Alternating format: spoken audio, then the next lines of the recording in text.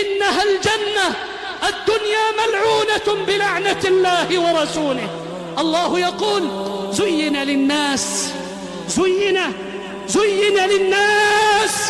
أخذتنا الدنيا، والله لا أبرئ نفسي، زين للناس حب الشهوات من النساء والبنين والقناطير المقنطرة من الذهب والفضة.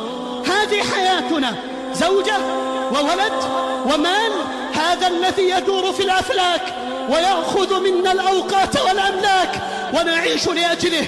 زين للناس حب الشهوات من النساء والبنين والقناطير المقنطرة من الذهب والفضة والخيل المسومة، سيارات فارهة وركوبات جارهة وحياة مختلفة، والخيل المسومة والأنعام والحرث. ثم أراد الله أن ينبهني وإياك فقال: ذلك إشارة للبعيد، إشارة لبعده عن من؟ لبعده عن الله وعما يرضيه. قال: ذلك متاع الحياة الدنيا.